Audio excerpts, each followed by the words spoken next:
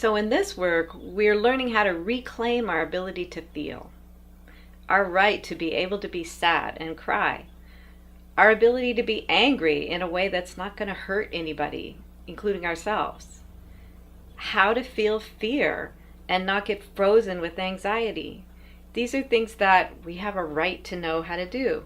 Also, how to be incredibly joyful, laugh hysterically, feel free to have our emotions. This is what we're working to reclaim. And when we're doing sessions, we're setting up a safe space to be able to have our feelings. The client is always in charge of their session, so the client designs it to be the way that they want. They can go as lightly or as deeply as feels comfortable in that moment with that counselor. If we need to cry or yell or get scared, if there's another person there holding space for us and just loving us while we go through that, it really helps a lot. It really makes it work very well. And when we're children, we naturally seek that. In our culture, we really confuse the healing process with the hurt. We think, oh, if I can calm this person down, if I can get them to stop crying, then they're better now, right? But actually what we're doing is we're blocking their healing process. They need to cry. And if we sit with them and allow them to cry until they're done, that's when they'll have that feeling of relief and release. We want to set up situations where we can give each other attention in a certain way. We want to give each other calm, loving attention. Unconditional regard is a way of saying it in some counseling mode. As a counselor, we want to learn how to be grounded and centered and hold a calm, loving space for another person to go through whatever feelings they need to explore. They might need to be sad, they might need to be angry, whatever. We want to assist them, hold space for them, and accept them while they're going through their feelings. We have a trust that everyone knows how to heal themselves if they're just given enough support and enough attention. They know how to unwind the distress recordings, and the distress recordings are always trying to get unwound. They're always wanting to come up and get healed. That's part of what being triggered is all about. Every time you get triggered, it's another opportunity to work on the underlying distress that's making you triggerable. We're always subconsciously trying to discharge our distress. If you listen to most ordinary conversations, you'll see that people are talking about things that are disturbing to them. They're trying to talk about stuff. They're trying to tell stories about things that bothered them. That's most of what normal conversation is about. And a good conversation is kind of balanced. So you talk a little bit about yourself and what's happening in your life. They talk a little bit about themselves, and then you talk, and then they talk. That's kind of considered, okay, we're having a nice conversation. Uncomfortable conversations are when the other person just won't shut up and they're constantly just talking and talking and talking. They want to tell you about every single problem, and you already heard it last week. And then you start looking for ways to get out of the room. So those people are really trying to discharge. They're really trying to get attention for their distress, and their distress feels urgent inside them, and it's trying to come out. They really need a session. So we're just trying to make more opportunities for great attention to happen. How often does it happen to you that someone comes up to you and says, well, I'd really like to just pay attention to you for the next hour. I just want to hear all about your life and how you feel. It doesn't happen that often.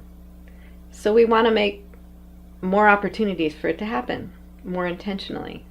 Having a session is really different from just having a conversation with someone, because you have an intentional agreement, and you have a time limit, and you have training in how to really support people and how to help them move through something that they're stuck in.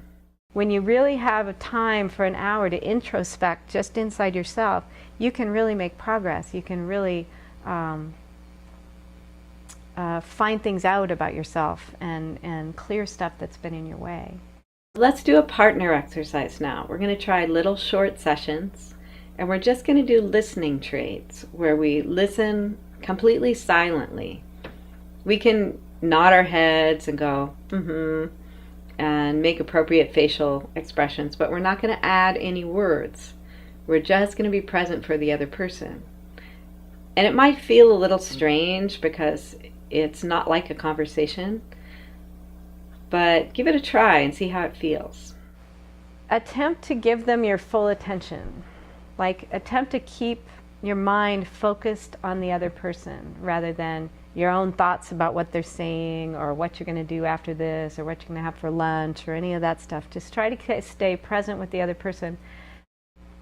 And then as a client, you can talk about anything you want.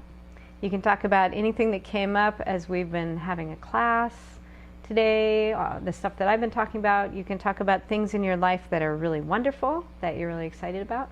You can talk about things that bug you, the last time you got upset. You could talk about that. And you don't have to talk. You can stretch, you can yawn, you could make sounds. Just notice what it feels like to have someone's attention on you without you having to do anything at all. Notice if you feel comfortable with that or not. Just notice what comes up for you.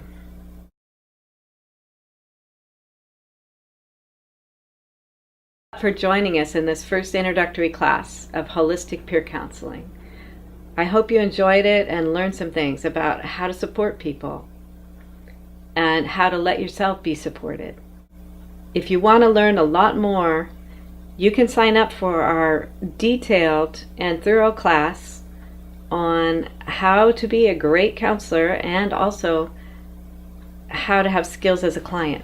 We start out in the first part of the training in learning to do permissive counseling, which is basically just being present for the other person, not getting in their way, not interrupting them or giving them advice, and asking them leading questions, finding ways to help them go deeper into their emotions.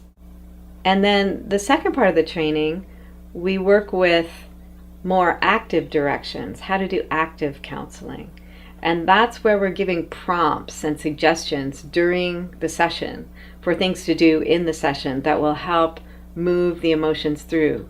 We might use role playing, we might use body movements, we might use breath work, many different tools. I hope you sign up on our mailing list so that we can stay in touch and you can get more of these introductory videos and reports and tips on how to work with people in a really positive way.